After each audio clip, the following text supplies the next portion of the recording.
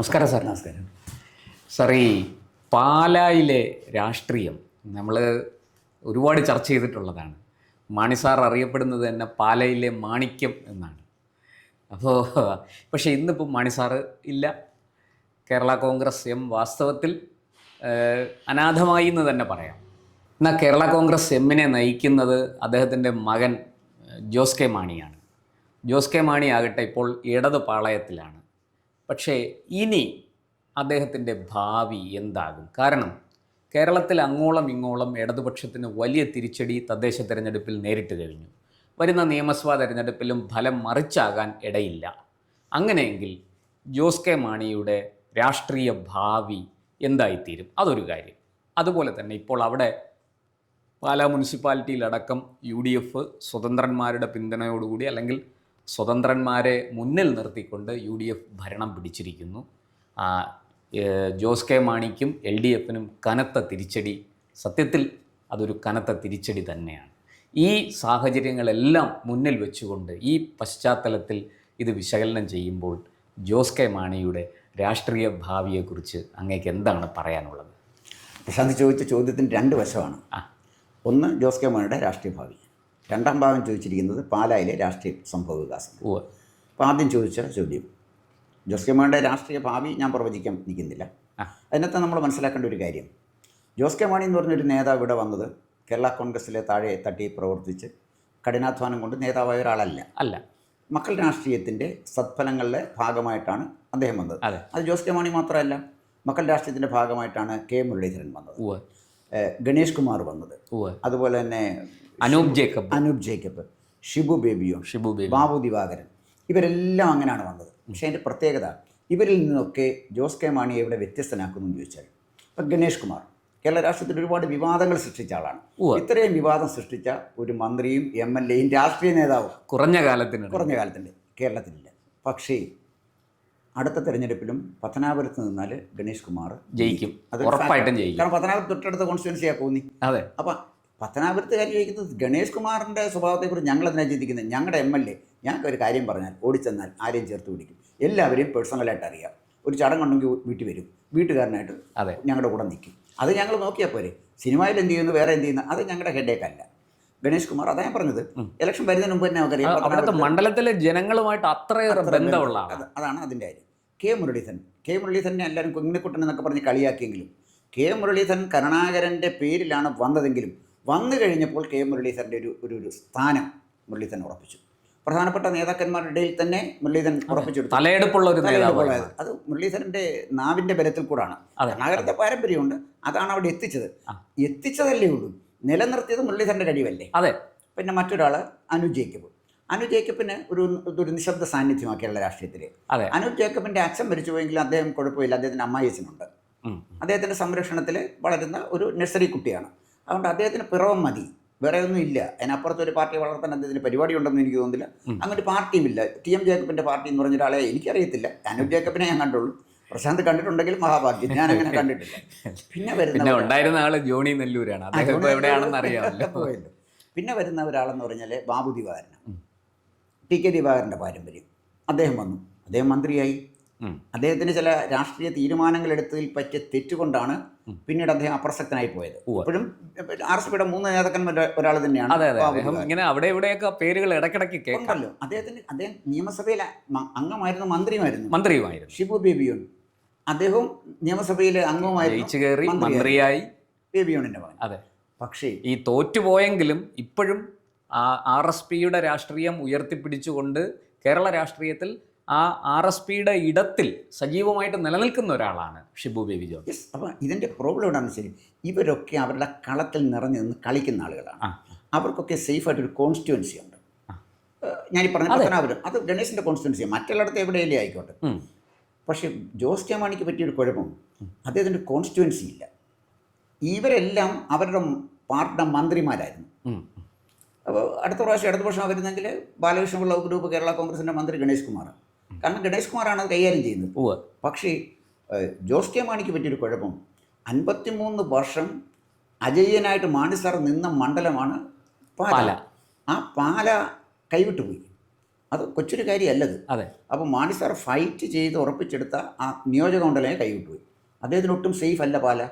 ഇനി അദ്ദേഹത്തിൻ്റെ ഒരു കോൺസ്റ്റിറ്റ്യുവൻസി ചെയ്തുണ്ട്, ഒരു നിയമസഭാ മണ്ഡലം അദ്ദേഹത്തിന് മത്സരിച്ച് ജയിക്കാൻ വേണ്ടേ, എങ്കിലല്ലേ MLA ആകാനും. MLA അല്ലേ മന്ത്രിയാകാനും. മന്ത്രി ആയെങ്കിലല്ലേ പാർട്ടി നയിച്ചുകൊണ്ട് പോകാൻ പറ്റുള്ളൂ. ദാറ്റ് മീൻസ് ഒട്ടും സേഫ് അല്ലാത്ത കേരള രാഷ്ട്രീയത്തിൻ്റെ ഒരു സ്പേസിലാണ് ജോസ് കെ മാണി നിൽക്കുന്നത്. അപ്പം ജോസ് കെ മാണിയെ സംബന്ധിച്ചിടത്തോളം ഒരു രാഷ്ട്രീയ നേതാവെന്നുള്ള നിലയിൽ തൻ്റെ സ്ഥാനം കേരള രാഷ്ട്രീയത്തിൽ ഉറപ്പിച്ചെടുക്കാൻ ജോസ് കെ മാണിക്ക് കഴിഞ്ഞില്ല. അപ്പോൾ മാണി ഗ്രൂപ്പ് കേരള കോൺഗ്രസ് ഇനിയും പിന്നെ കേരള കോൺഗ്രസ് ആറാകാൻ നിമിഷം നേരത്തെ സമയം മതി. അതെ. റോഷി അഗസ്റ്റിൻ കേരള കോൺഗ്രസ്, റോഷി അഗസ്റ്റിൻ വരാൻ അങ്ങനെയൊക്കെ കേരള കോൺഗ്രസിൻ്റെ പാരമ്പര്യം. അതെ. റോഷി വളരും തോറും പിളരും, പിളരും തോറും വളരും. അപ്പോൾ റോഷി അഗസ്റ്റിനാണ് പാർട്ടിയിൽ തീരുമാനം എടുക്കുന്നത്. അദ്ദേഹം ഒരു പിന്നെ പാർട്ടി ചെയർമാൻ അദ്ദേഹത്തിനെ കാണാൻ വരുന്ന ആളുകൾക്ക് എന്ത് കൊടുക്കാൻ പറ്റും? ഒന്നും ചെയ്യാൻ പറ്റുന്നില്ലല്ലോ. അതെ. അപ്പോൾ അതാണ് പ്രശ്നം. അതായത് എല്ലാവരുടെയും കൂടെ ആലോചിച്ച് തീരുമാനം എടുക്കത്തക്ക ഇത് വലിയൊരു ജനാധിപത്യ പാർട്ടിയൊന്നും കോൺഗ്രസും അല്ല, പിന്നെ ഈ കേരള കോൺഗ്രസ് അങ്ങനെയല്ല. അത് വല്ല CPM ഒരു പരിധി വരെ BJP ഒക്കെ പോകുന്നുള്ളതല്ലാതെ അവിടെ ധീരനായ ഒരു പടനായകനായിട്ട് നിന്ന് ഈ പാർട്ടിയെ നയിക്കാൻ കഴിവുള്ള ഒരാളാണോ ജോസ് കെ മാണി എന്ന് ചോദിച്ചാൽ എൻ്റെ വളരെ ലളിതമായ ഉത്തരം അല്ല എന്ന് തന്നെയാണ്. അപ്പോൾ അതാണ് ഞാൻ ചോദിച്ചത്, രാഷ്ട്രീയത്തിൽ എവിടെയാണ് ഇടാമെന്ന് ചോദിച്ചാൽ മക്കൾ രാഷ്ട്രീയത്തിലൂടെ പെട്ടെന്ന് കേരള രാഷ്ട്രീയത്തിൻ്റെ ലൈം ലൈറ്റിലേക്ക് വന്ന മറ്റാളുകളുമായിട്ട് കമ്പയർ ചെയ്യുമ്പോൾ ജോസ് കെ മാണിയുടെ നില വളരെ ദുർബലമാണ്, പരുങ്ങലിലാണ്. അതാണ് ഈ രാഷ്ട്രീയമായിട്ട് ആദ്യത്തെ ഭാഗത്തിൻ്റെ എൻ്റെ മറുപടി. രണ്ടാമത്തെ കാര്യം പാലാ മുനിസിപ്പൽ കൗൺസിൽ, അത് 3 സ്വതന്ത്രർ, അതായത് ബിനു പിന്നെ പുളിക്കക്കണ്ടം, ബിജു പുളിക്കക്കണ്ടം, ദിയാമോൾ പുളിക്കക്കണ്ടം, അതായത് അച്ഛൻ്റെ അനിയനും മകളും കൂടെ ചേർന്ന് ഒരു കുടുംബം, ഒരാളും അദ്ദേഹത്തിൻ്റെ മകളും അദ്ദേഹത്തിൻ്റെ അനിയനും ചേർന്ന് പാലാ മുനിസിപ്പാലിറ്റി ഹൈജാക്ക് ചെയ്തു എന്ന് പറഞ്ഞതിൻ്റെ അർത്ഥം എന്താ? ഇതിലേറ്റവും വലിയ പ്രത്യേകത മാണി സാറിൻ്റെ ഏറ്റവും അടുത്ത സുഹൃത്തായിരുന്ന, അല്ലെങ്കിൽ മാണി സാറിൻ്റെ കൂടെ നിന്ന ആളിൻ്റെ മക്കളാണ് ഇവർ. മകനാണ് ബിജു പുളിക്കക്കണ്ടം, PV സുകുമാരൻ നായർ എന്ന് പറഞ്ഞ് മാണി സാറിൻ്റെ കൂടെ സ്ട്രോങ് ആയിട്ട് നിന്ന ഒരാളാണ്. അദ്ദേഹത്തിന് പിന്നെ ഒരു ശത്രുപക്ഷത്തിൽ കൊണ്ടിരുത്തേണ്ട കാര്യം യഥാർത്ഥത്തിൽ ജോസ് കെ മാണിക്കില്ല. അദ്ദേഹത്തിന് തന്ത്രപരമായി പറ്റിയ ഒരു പാളിച്ചഴവാണ്. അദ്ദേഹം CPM-ലാണ് നിന്നത്. CPM-ൽ പിന്നെ മുനിസിപ്പൽ ചെയർമാനായിട്ട് XO YO വരുന്നതിന് ജോസ് കെ മാണിക്ക് എന്താണ് പ്രശ്നം? അദ്ദേഹത്തിന് ഇടപെട്ടേണ്ട കാര്യമുണ്ടോ? ഇടപെട്ടിട്ടുണ്ട്. എന്ത് സംഭവിച്ചു? ശക്തരായ ശത്രുക്കളല്ലേ അദ്ദേഹം സൃഷ്ടിച്ചതിന് കുഴപ്പമില്ല. കെ മാണി സാറിന് ശക്തരായ ശത്രുക്കൾ പാലായിലുണ്ടായിരുന്നു. പിന്നെ മൈക്കിൾ, നമ്മുടെ മണർകാട് പാപ്പൻ, അദ്ദേഹം വളരെ ശക്തമായിട്ട് മനസ്സിലാക്കുന്നുണ്ട്. അതുപോലെ തന്നെ ഇപ്പോൾ ജയിച്ചു വന്ന അവിടുത്തെ മാണി അവർ മാണി സാറിനെതിരാണ്. ആ തറവാട് തന്നെ ഇദ്ദേഹത്തിനെതിരാണെന്ന് കേട്ടിട്ടുണ്ട്. അല്ല, പിന്നെ മണർകാട് പാപ്പൻ എല്ലാ കോടിക്കണക്കിന് രൂപ മുടക്കിയാണ് മാണി സാറിനെ തോൽപ്പിക്കാൻ. മാണി സാർ ഒരു ഘട്ടത്തിൽ ഇലക്ഷൻ നിൽക്കുമ്പോൾ പാലാ ബിഷപ്പ് പറഞ്ഞു ഞാൻ മാണിയെ സപ്പോർട്ട് ചെയ്യില്ല, ബുദ്ധിമുട്ടുണ്ടെന്ന് പറഞ്ഞു. അപ്പോൾ മാണി സാർ പറഞ്ഞു, മാണി സാറിൻ്റെ ആത്മകഥയിൽ ഇത് പറയുന്നുണ്ട്. ഈ ആത്മകഥ എഴുതിയത് നമ്മുടെ ഗോവിന്ദൻകുട്ടി സാറാണ്, പിന്നെ ഇന്ത്യൻ എക്സ്പ്രസിൻ്റെ. അതിൻ്റെ എപ്പോഴും ഞാൻ അതിൻ്റെ പിന്നിലുണ്ടായിരുന്നു. ഞാനും സാറ് കൂടി ഇരിക്കുമ്പോഴാണ് മാണി സാർ ഇത് പറയുന്നത്. അവിടെ ചെന്നപ്പോഴേ ബിഷപ്പ് ഇത് പറഞ്ഞപ്പോൾ മാണി സാർ പറഞ്ഞു, എനിക്ക് പിതാവിൻ്റെ പിന്തുണയ്ക്കല്ല ഞാൻ വന്നത്, പിതാവ് ഞങ്ങളുടെ സഭയുടെ ആളാണ്, പിതാവിൻ്റെ അനുഗ്രഹത്തിനാണ് വന്നത്, പിന്തുണ എനിക്ക് ആവശ്യമില്ല എന്ന് പറഞ്ഞു.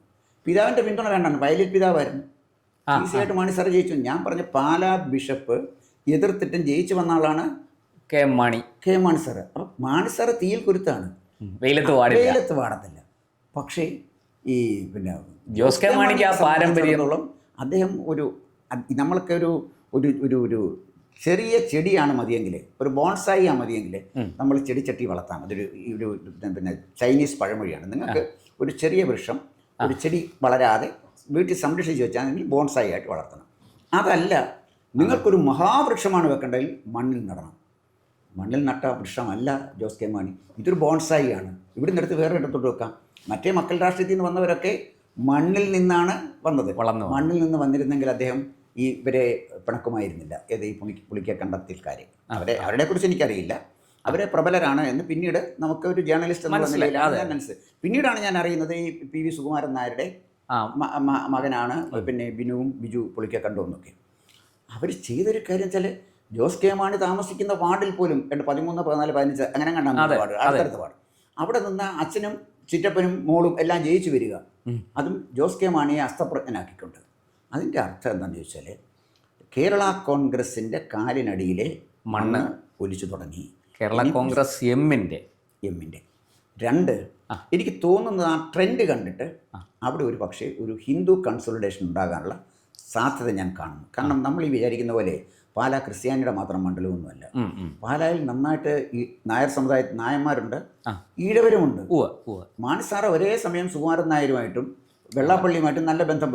അത് അവരെ ബന്ധം പുലർത്തുമ്പോൾ തന്നെ മീനച്ചിൽ താലൂക്ക് യൂണിയൻ NSS പ്രസിഡന്റുമായിട്ടും SNDPയുടെ പ്രസിഡന്റുമായിട്ട് അദ്ദേഹത്തിന് നല്ല ബന്ധമാണ്.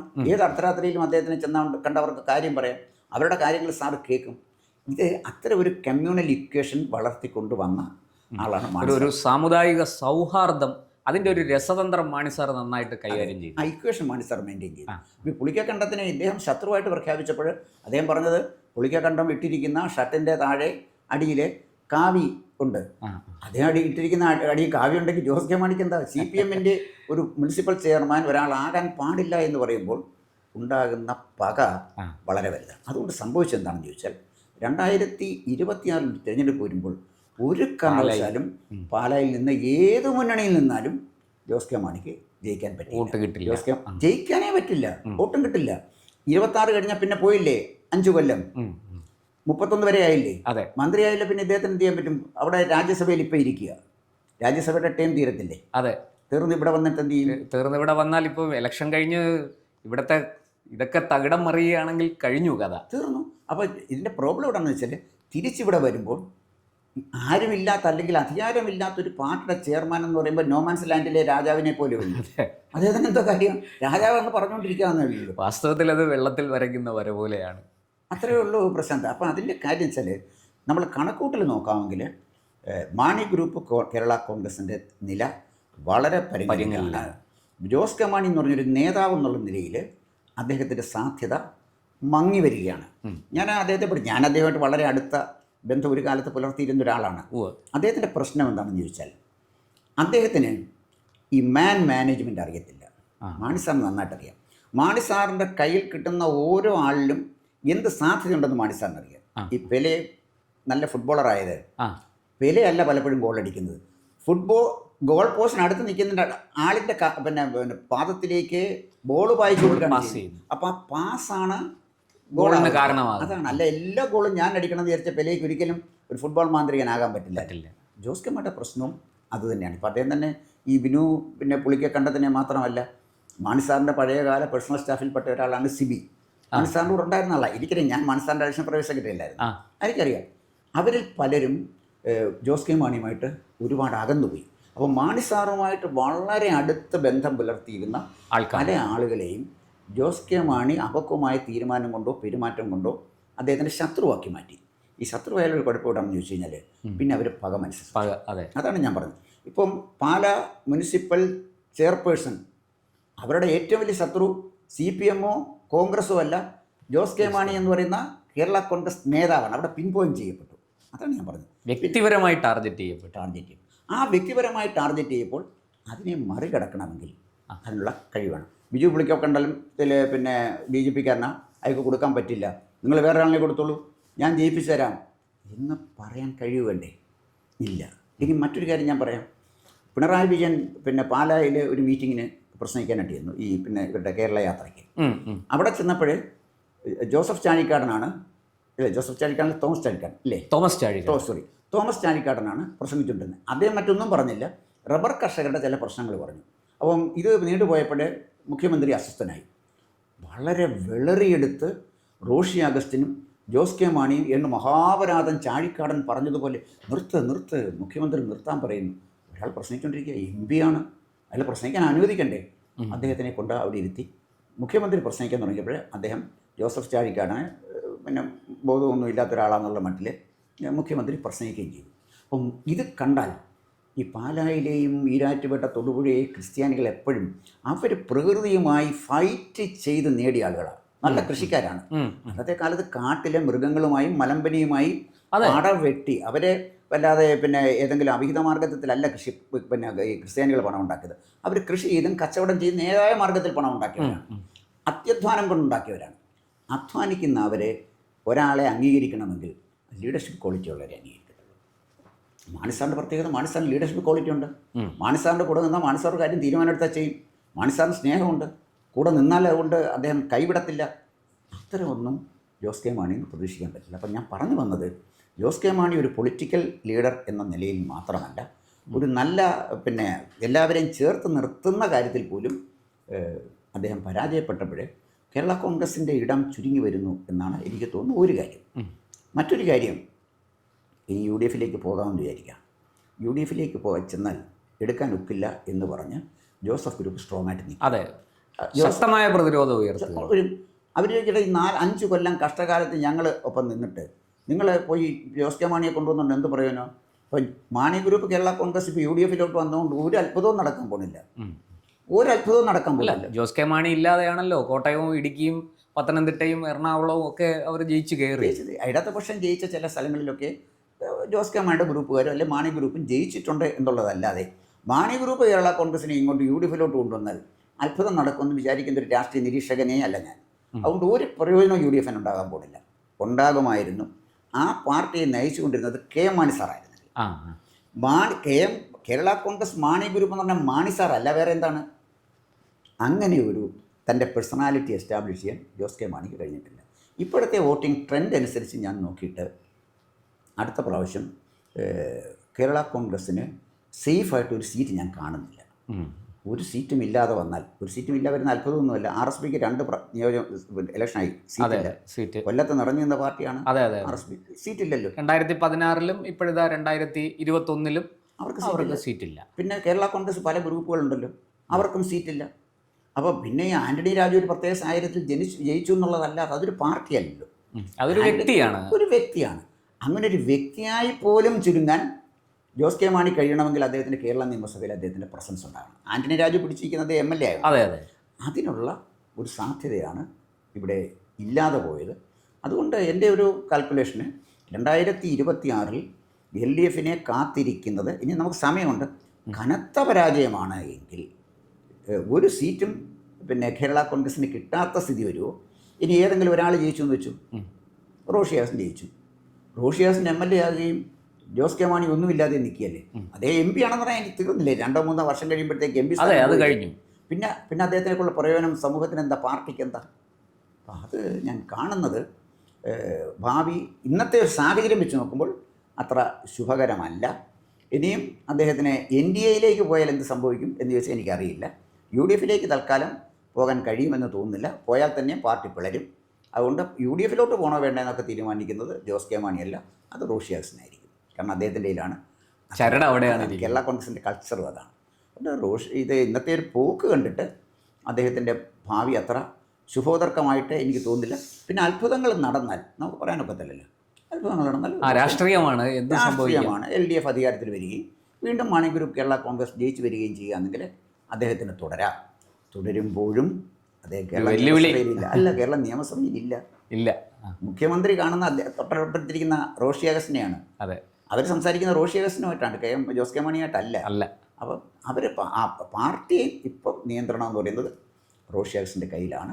തുടർന്ന് പോയാൽ റോഷി അഗസ്റ്റിൻ്റെ പാർട്ടിയായിട്ട് വരും കേരള കോൺഗ്രസ് മാണി എന്നുള്ളത്. കേരള കോൺഗ്രസ് റോഷി അഗസ്റ്റിനാവും.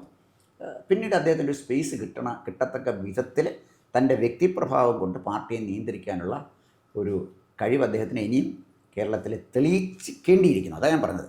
അതുകൊണ്ട് അദ്ദേഹത്തിന് വലിയ വെല്ലുവിളികളാണുള്ളതെന്നാണ് എനിക്ക് തോന്നുന്നത്. പ്രശാന്തിൻ്റെ അഭിപ്രായം പറഞ്ഞാൽ തീർച്ചയായിട്ടും അല്ല, ഞാൻ അങ്ങനെ ഒരു അഭിപ്രായം സാറ് പറഞ്ഞതിനോട് ഞാൻ യോജിക്കുന്നു. അങ്ങനെ ഒരു കൺക്ലൂഷനിലാണ് ഞാനും എനിക്കും തോന്നുന്നത്. അല്ല, താങ്കളും രാഷ്ട്രീയ നിരീക്ഷകനാണ്. അല്ലല്ല, ഞാൻ പറഞ്ഞത് എൻ്റെ ഒരു നിരീക്ഷണം മാത്രമാണ്. ചിലപ്പോൾ അല്ലല്ല, എനിക്ക് തോന്നുന്നത് സാർ, അതുകൊണ്ടാണ് മാണി സാറിനോടുണ്ടായിരുന്ന ഒരു പ്രതിപത്തി കൊണ്ടായിരിക്കണം മുസ്ലിം ലീഗ് PK കുഞ്ഞാലിക്കുട്ടി എന്ന നേതാവ് വ്യക്തിപരമായിട്ട് ഇദ്ദേഹത്തെ തിരുവമ്പാടിയിലേക്ക് ക്ഷണിക്കുന്നത്. തിരുവമ്പാടിയിൽ വന്ന് മത്സരിക്കൂ, ഞങ്ങൾ ജയിപ്പിച്ചു തരാം, UDFിൻ്റെ ഭാഗമാകൂ. കാരണം മുസ്ലിം ലീഗിന് വിശിഷ്യ PK കുഞ്ഞാലിക്കുട്ടി സാഹിബിന് ഒരു താല്പര്യമുണ്ട്. ജോസ് കെ മാണി, KM മാണിയുടെ പാരമ്പര്യം അത് കേരള നിയമസഭയിൽ ഉണ്ടാകണം എന്ന അദ്ദേഹത്തിനൊരു താല്പര്യമുള്ളതായിട്ട് തോന്നുന്നു. പലതും മാധ്യമ വാർത്തകളാണ്, നമുക്ക് പൂർണ്ണമായിട്ടും വിശ്വസിക്കാൻ കഴിയില്ല. എങ്കിലും ഈ പറഞ്ഞതുപോലെ തിരുവമ്പാടി മണ്ഡലത്തിൽ നിന്ന് ജയിച്ചു വരാൻ ഇദ്ദേഹത്തിന് അങ്ങനൊരു സാധ്യത മാത്രമേ ഞാനും കാണുന്നുള്ളൂ. പാലായിൽ വാസ്തവത്തിൽ അദ്ദേഹം മത്സരിക്കാൻ പോകാതിരിക്കുന്നതാണ് മാനം. അല്ല, അതിന് സംശയമുണ്ട്. ഇപ്പം തന്നെ തിരുവമ്പാടിയിൽ മുസ്ലിം ലീഗ് സീറ്റ് കൊടുക്കാമെന്ന് പറഞ്ഞാൽ അവർ കൊടുക്കും, അവർ ജയിപ്പിക്കുകയും ചെയ്യും. പക്ഷേ മുസ്ലിം ലീഗ് എത്ര സീറ്റ് കേരള കോൺഗ്രസിന് കൊടുക്കും? അതൊക്കെയാണ്. തിരുവമ്പാടി സീറ്റല്ലേ അവർ കൊടുക്കാൻ ഒക്കൂ. അതെ അതെ. ജോസ് കെ മാണി മുസ്ലിം ലീഗിൻ്റെ സൗമനസ്യത്തിൽ തിരുവമ്പാടി ജയിച്ച് വന്ന് MLA ആയി നിയമസഭയിലെത്തിയാൽ ലീഗ് വരയ്ക്കുന്ന വരയിൽ നിൽക്കേണ്ടി വരും, ഇന്നല്ലേ പറ്റുള്ളൂ. അതെ. അപ്പോൾ കേരള കോൺഗ്രസിൻ്റെ ഒരു നേതാവ് മുസ്ലിം ലീഗിൻ്റെ കാര്യത്തിൽ, അതും കെ മാണി സാറിൻ്റെ മകൻ 53 കൊല്ലം പാലാ നിയന്ത്രിച്ചിരുന്ന കേരളത്തിലെ എന്താ പറയുന്നൊരു അജാതശത്രുവിനെ പോലെ നിന്ന കെ മാണി സാറിൻ്റെ UDF രണ്ടാമനായിരുന്നു, അങ്ങനെ തന്നെ പറയണം. അല്ല, പിന്നെ ഒരിക്കലെ അരുൺ ജെയ്റ്റ്ലി അദ്ദേഹത്തിൻ്റെ പുസ്തകം റിലീസ് ചെയ്യാൻ വന്ന് പറഞ്ഞു, mister K Mani is A chief minister material എന്നാണ് അദ്ദേഹം പറഞ്ഞത്. അപ്പം അത് ഒരു ചീഫ് മിനിസ്റ്റർ ആകാനുള്ള എല്ലാ യോഗ്യതയും ഉണ്ടായിരുന്നു മാണി സാറിനുണ്ട്. ചുണ്ടിനും കപ്പിനോടൊക്കെ അത് നഷ്ടപ്പെട്ടത്. ഒരുപക്ഷെ അദ്ദേഹം മുഖ്യമന്ത്രി ആയിരുന്നെങ്കിൽ കേരളം കണ്ട ഏറ്റവും നല്ല മുഖ്യമന്ത്രിയായിട്ട് അത് പെർഫോം ചെയ്തതിന് കഴിവുള്ള എല്ലാ വകുപ്പുകളും കൈകാര്യത്തിലുള്ള ആളല്ലേ. അപ്പോൾ ഞാൻ പറഞ്ഞു വന്നത് ഇതാണ്, ഇവരെ ഒരു സൗജന്യം എന്നുള്ള നിലയിൽ ഒരു തിരുവമ്പാടി കൊടുത്താൽ ആ തിരുവമ്പാടിയിൽ ഒതുങ്ങും. പാലായിൽ നിന്ന് ഒരു അഭയാർത്ഥിയെ പോലെ തിരുവമ്പാടിയിലെത്തി തിരുവമ്പാടി വഴി കേരള നിയമസഭയിൽ സത്യത്തിൽ അത് ഓട് വിളിച്ചിറങ്ങുന്നതിന് തുല്യമാണ്. അതൊരു വിജയമല്ല, സത്യത്തിൻ്റെ കേരള കോൺഗ്രസിൻ്റെ പരാജയമാണ് എനിക്ക് തോന്നുന്നത്. അതെ, നന്ദി സാർ. കൂടുതൽ വാർത്തകളും വിശേഷങ്ങളും നേരിട്ട് ലഭിക്കാൻ ജനങ്ങളിൽ നിന്ന് ജനങ്ങളിലേക്ക് ജനഭൂമി ന്യൂസ് സബ്സ്ക്രൈബ് ചെയ്യൂ. ബെൽ ബട്ടൺ അമർത്താനും മറക്കരുത്.